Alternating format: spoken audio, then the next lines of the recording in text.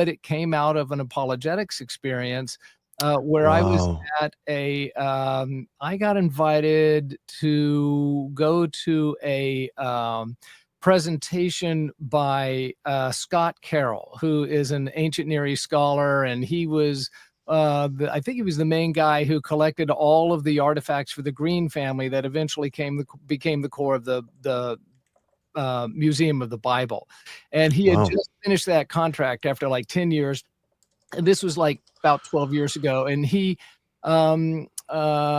McDowell had him give a presentation on how he was recovering some ancient manuscripts of scripture, where he was finding them.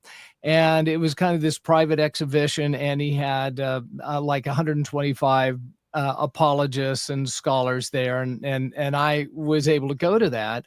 Mhm. And so Scott Carroll explains that he was recovering manuscripts of the Bible from mummy cartonnage, which is made out of essentially paper mache using papyrus instead of paper.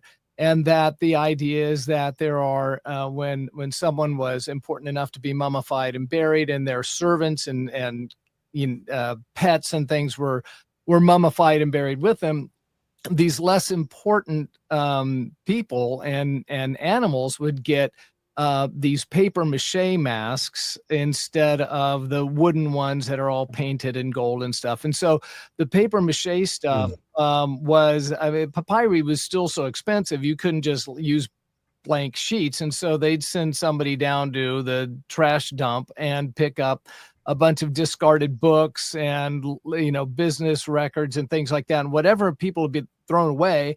And that's what they use for papyrus. So he thought, if you got a piece of cartonnage, a mummy mask from the right time period in the right location, and you were able to figure out a way to deconstruct it, to take all the strips of papyri off again and see the writing on there, no telling what you would find. If you might be able to find an ancient copy of scripture.